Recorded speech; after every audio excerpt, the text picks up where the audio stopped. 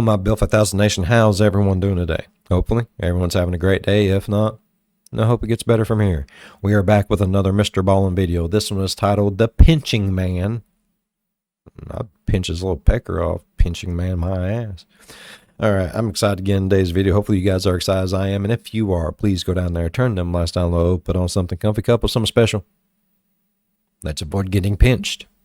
What the police find in his storage locker makes this one of the most disturbing true stories on the internet. But before we get into today's story, if you're a fan of the strange, each time dark, I'm and more surprised than the last mysterious time. story format, then you've come to the right channel because that's all we do, and we upload 3, 4, even 5 times every week. So if that's of interest to you, please take the like button's email address and sign them up for the following 2 newsletters: the Bulgarian Michael Jackson fan club, as well as the German axolotl fish fan club. Also, please subscribe to this channel and turn on all notifications so you don't miss any of our weekly uploads.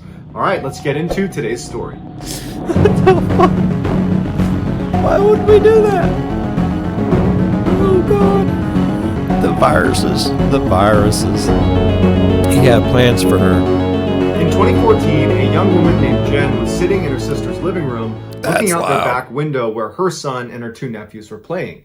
And as she's watching them, one of her nephews, named Harrison, walked over to this tree and began peeling the bark off of the tree. And for Jen, this brought back a very strange childhood memory that she hadn't thought about in decades. And without meaning to actually say the words out loud, Jen kind of blurted out what was going through her head, which was, "So weird." And her mother, who was in the other room, heard her say that, and she yells into the room, "Hey Jen, is everything okay? What's so weird?" And Jen, feeling a little bit embarrassed that she just said that out loud and that her mom heard her, is quick to try to dismiss it by saying, "Oh no, sorry, it's nothing. I didn't mean to say that." But as she's trying to dismiss it, her mom had walked into the living room where Jen was and saw Jen was looking out the back window towards the boys. And so her mom walked right up next to Jen and goes, "What are the boys doing out there that's so weird? Are they doing something they shouldn't be doing?" And Jen's like, no, it has nothing to do with the kids. I just saw Harrison, who was doing something that reminded me of some weird thing that happened to me, and I blurted out my reaction to it. That's all. And Jen's mom looks at her and says, "Well, now you got to tell me the memory because I'm totally intrigued." Jen says, "Okay, Mom, I'll tell you the story. I don't know if Frankie's mom ever told you this or not, but when I was 8 years old, I spoke to Frankie and he was doing some homework and he told me to come meet him outside of his house and that when he was done, we could meet up and go play together." And so I walked over to his house and I was standing across the street in front of that small group of trees that we called the pine cone forest, even though it was just a handful of trees, but we all called it that. Anyways, I was standing over there and I was just kind of mindlessly peeling the bark off of the tree. I don't even remember consciously deciding to do it. And so as I'm peeling the bark off the tree, watching Frankie's house, waiting for him to come outside, I noticed to my right, there's this guy walking through the forest towards me. And then I look at him and I've never seen him before. And before he got even within 10 feet of me, I could smell cigarettes. He reeked of cigarettes. And his teeth were very yellow. He's missing a number of teeth. And I noticed right away when I looked at his hands, I don't know why I was looking at his hands, but I looked at his hands and he had these pointy yellow fingernails that almost looked like he was intentionally growing them out to be long and jagged. And he comes walking up to me and stops completely in my personal space. And instead of looking at me, he looks at the spot on the tree where I had been peeling the bark off. And he's literally like 1 foot away from me, so close that I had to lean back because I didn't want to be rude and run away. So I'm leaning back to avoid being right next to this guy. And all I can smell is cigarette smoke. And he turns from the tree to me and he goes, "What do you think you're doing?" And I'm like this, and I'm like, "I'm waiting for my friend." And he says, "No, what are you doing to the tree?" And I remember looking at him and then the tree and saying, "Peeling the bark off?" And that's when he raised his hand up and pinched my arm with his nails, not with the pads of his fingers, but he was using his nails and he's pinching down on my skin and through gritted teeth. He said, "How would you like it if someone peeled your skin off?" I remember as he's pinching me, I was so terrified that I didn't do anything. I was like in a trance and just stood there looking at him, wondering what's about to happen. And then as luck would have it, Frankie's mom just happened to come outside and yelled, "Hey, come on inside, Frankie's done with his homework." And so that kind of broke me out of my trance. I pulled my arm away and I began running away from him across the street towards Frankie's house. And I turned around once, kind of expecting him to be chasing me, but he wasn't. He was still standing next to the tree that I had pulled the bark off of, except now he was watching me. And I ran up onto the porch and ran inside, and that was that. I remember wanting to tell you about it when I got home, but for some reason I didn't. And then days turned into weeks, turned into months, and before long it was just a distant memory, and I never really thought about it, and at some point did forget about it, until just now when I saw Harrison peeling the bark off of the tree, and it brought it back, and that's why you heard me say, so weird. That was my reaction to it, because I'm wondering, who was that guy and what happened to him? Like, he's probably a creeper, bro. After Jen told her mother this story, she was expecting her mom to be a little bit horrified by it because it is a pretty startling story about her own child. Right. But Jen's thinking it's been so long since this happened and nothing came of it that her mom would probably quickly move on from it. But Jen noticed her mom looked very concerned, and she turned to her and she goes, "Mom, this happened like 2 decades ago. Like, this is not a big deal." And her mom looks down for a second and then looks up, and she has this look of guilt on her face. And she says to her daughter, she knows more than what you know. I should have told you this when it happened. Oh, fuck. You were so young, and I felt like it was going to ruin your childhood.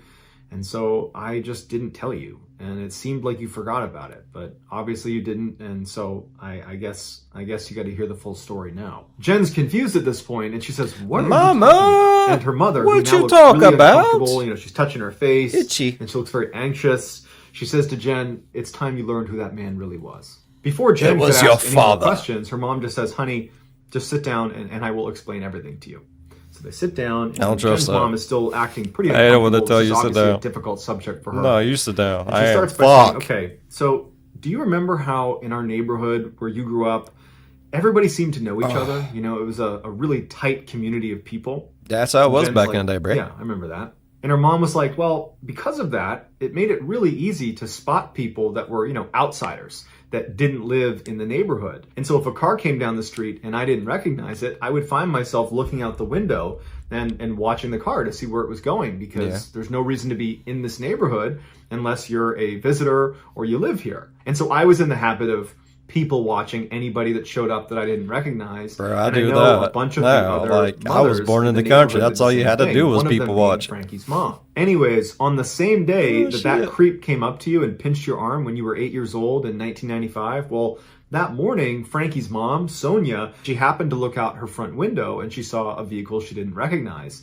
And it was a work van, a white work van. It didn't have windows in the back, and it was parked across the street near the pine cone forest. And so she assumed it must be a work truck, and whoever brought it here was, you know, working on one of the houses in the neighborhood.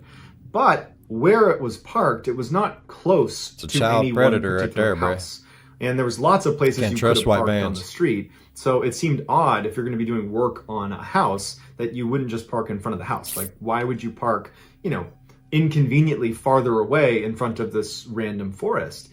And so that got her thinking that something's up with this van. But she didn't think it was bad. She just was trying to make sense of it. And so all morning she found herself going to the window and looking out to see if someone was going to claim this van, but she never saw anybody go near it. She didn't see workers going in and out of it. She didn't see any activity that was related to the van. It was just this empty van parked randomly across the street. And by the afternoon, when still no one had claimed this vehicle, she was getting ready to call the police. So that same day, you and Frankie had spoken on the phone and planned to meet up at the Pinecone Forest after he was done with his homework.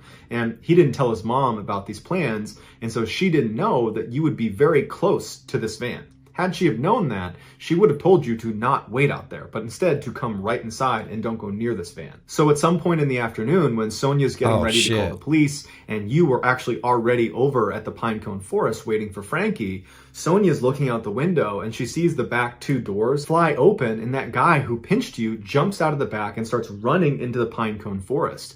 And from where Sonia's looking, she can only see part of the forest. The other portion of it is to the right, that's out of her view through this window. And so she turns and runs in her house to the side window of her house, and she looks out at that section of the Pinecone Forest where this guy has run to, and she sees you standing in front of the tree, and she sees this guy sprint right up to you and sees him pinch you in the arm, and he's talking to you. And that's when she ran out onto the porch and yelled for you to come inside. And she would tell me later that when she did that, she tried to sound very natural. She was worried if she sounded like this was an emergency, not only would it just going to grab her and run, but it might trigger this stranger to grab you or take you, because now he's been made. You know, someone realizes he's a bad guy and he might take you. And so the whole time she's watching you, Fuck, she was I got watching the chills, him to see if he man. was going to chase you. And so when you came inside, she did her best to be totally calm. Nipples are even hard. To go play with Frankie. Oh my And God. as soon as you were out of the room, she ran around the house and locked all the doors, all the windows, and then called me. And we decided it made sense to call the police. Even though you were safely in the house, we didn't know who this guy was, and it seemed like he was intentionally targeting you, like he was waiting for you the whole time. And so Sonia calls the police, and a police cruiser was sent over to our neighborhood, and they quickly found the white van that matched the description. They pull up next to it, and they walk to the driver's side. Free candy. And sitting inside the car is a man that matches the description that Sonia gave. And he's acting really weird. You know, he looked like he was on drugs, or maybe he was drunk, or something was wrong with him. Something was off about him. And so the officers had him step out of the car, and they search his car. And in the front two seats, there was nothing but, you know, cigarette butts and trash. And there was a partition wall between the front two seats and the back workspace of the van. They went around to the back of the van, and they see this guy has screwed a latch onto the back of the two doors right across the middle, and there's a padlock through it. So there's an additional lock on this back door. Clearly, he doesn't want anybody getting in the back of this thing. And so the police turn to this guy, and they're like, we need to get in the back of the truck. Oh yeah, he's a fucking pedo. At first, he was, you know, making excuses why he couldn't open it, but finally he relented and pulled out a special keychain he was carrying that had two distinct keys on it. And he used one of them to undo the padlock. He opened that up, and then he swung open the doors, and he backed up. And the police look inside, and they can't believe what they're looking at. Inside of this van, all over every surface in the back, were pictures of you taped to the walls, to the ground, to the back. I mean, everywhere you looked, there was a picture of you. And they weren't just recent pictures of you. Oh, there was at least a couple pictures of you when you were 6 years old, and you were 8 when he approached you. So we know he was following you for at least 2 years. Also in the back of the van were binoculars, as well as a camera that presumably he was using to take these pictures of you. But that's not even the worst part. After this guy got arrested, one of the officers pulled out that keychain that had the key to the padlock on the back of his van, and he noticed the other key on the keychain was not just a duplicate key to the same padlock. It was a different, unique key. And so the police go over to this guy, and they show him the key, and they say, "What is this to?" And he says, "It's to my storage locker." And so the police track down his storage locker. Itchy, man. I don't like this shit. Unlock the lock with the key.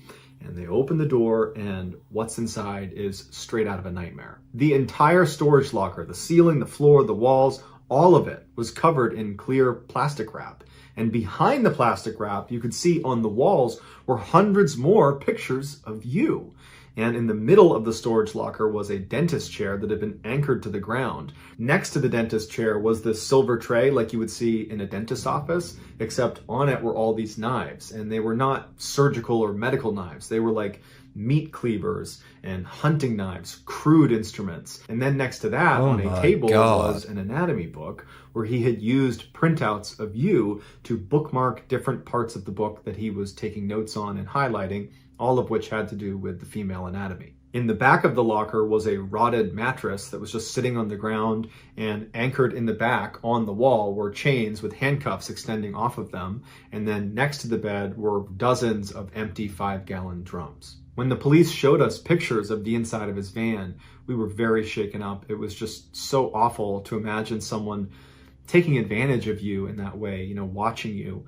But when they showed us pictures of the chamber that he had created inside of his storage locker, that's just something I'll never get over. He clearly had plans for you. After hearing this story from her mother, find him and I would kill him. Angry with her mom for not telling her sooner, but also sad, you know, that her mom had to go through that with her child, because now Jen is a mother, and she can only imagine how horrible that must have been for her then and even still now. And so all Jen could think to do was give her mom a hug. After they embraced, Jen asked her mom, you know, what happened to this guy? You know, where is he? Did he go to jail? And her mom told her that he had confessed to stalking Jen, and he confessed that everything they found in the storage locker in his van was his, and that he understood the implications, but he never gave his real motives for it, or really what his intentions were. He was ultimately put into a high security mental institution for the criminally insane, and her mom said she has no idea if he's still alive or if he's been transferred, but that was the last she knew about him. And so Jen wound up doing some homework and figured out where he was being held, and she asked to have a meeting with him because she wanted to ask him to his face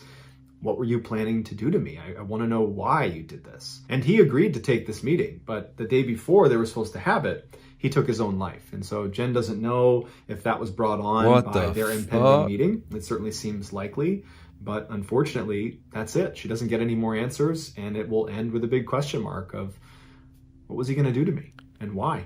So that's going to do it, guys. I hope you enjoyed today's story. If you found the secret in today's... some sort of setup, like he had to do it, and like he didn't get to go through with it. Like stalking someone for fucking 2 years, that's dedication. Like I don't know how long people like that stalk children. I'm never really wanted to look into it because stuff like this really pisses me off to no fucking end. But 2 years is a long time to be stalking someone.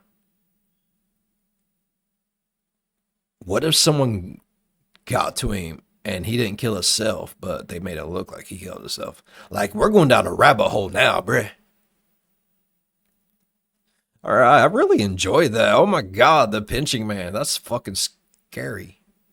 All right, if y'all enjoyed today's video as much as I did, please go down there and leave a thumbs up. It really helps the channel grow. While you're down there, go on over, slap that subscribe button, become part of the B5 Nation. We do some crazy stuff here. And if you want to know when that crazy stuff happens, ding that bell and turn on all notifications. As always, be good to one another. I'll see you in the next one. Bye-bye. Damn, MrBallen. Can't be doing stories like this. I got kids, man. Now I'm fucking scared. And most of them's bigger than me. Like, and I'm still scared for them.